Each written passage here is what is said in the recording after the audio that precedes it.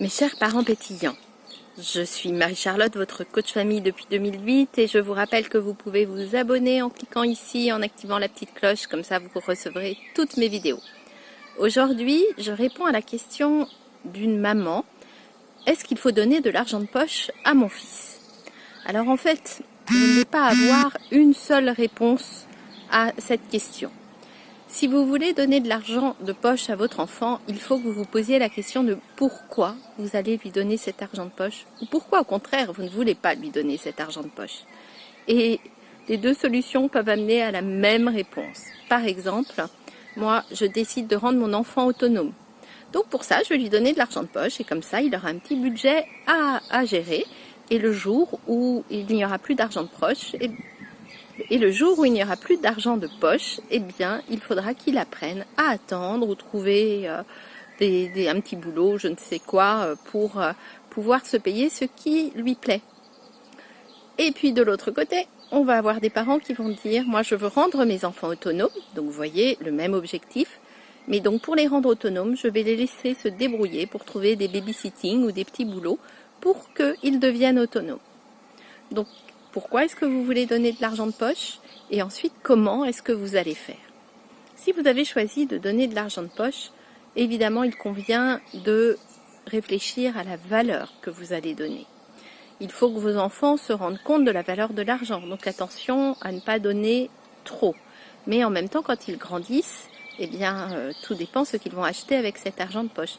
Par exemple, si vous trouvez que votre fille dépense trop en maquillage ou en produits pour les cheveux, vous pouvez décider que son argent de poche inclura le prix du maquillage ou des produits pour les cheveux.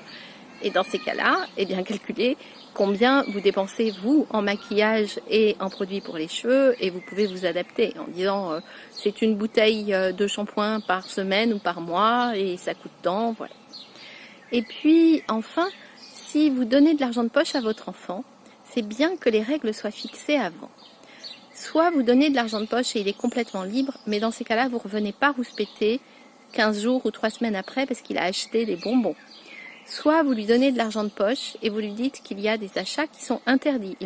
Il ne peut par exemple pas aller acheter un jeu qui n'est pas de son âge sur Internet. Ou il ne peut en effet pas acheter que des bonbons. Mais les règles doivent être fixées avant, clairement, parce que sinon, vous allez voir, ils vont vous pousser dans vos limites. Et puis, si vous donnez de l'argent de poche à vos enfants, pensez à leur dire que c'est un privilège. Et que si malheureusement quelque chose de mal se produit dans votre vie, comme du chômage par exemple, eh bien ce privilège pourra être levé. Ça ne devient pas systématique et c'est important qu'ils l'entendent.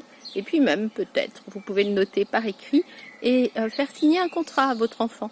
Voilà, cet argent t'est donné pendant tant de temps. On verra au bout de 6 mois, au bout d'un an, si tu peux en avoir plus ou pas. Voilà ce que tu peux acheter ou surtout voilà ce que tu ne peux pas acheter. Et je te rappelle que si la situation change, à ce moment-là, voilà ce que nous mettrons en place. Voilà, chers parents pétillants, j'espère que ça vous éclaire sur donner ou pas de l'argent de poche. Alors après, on me demande les montants, c'est toujours très compliqué parce que en effet, ça dépend de la fortune des parents. Je suppose qu'on ne donne pas la même chose quand on gagne le SMIC, le RSA ou qu'on est multimillionnaire. Donc ça, je vous laisse réfléchir avec votre conjoint si c'est possible, voire avec vos enfants. À très bientôt et pensez à vous abonner, à venir sur mon groupe Facebook No Stress Parents Enfants ou sur mon site Coach Famille. Il y a plein de ressources gratuites.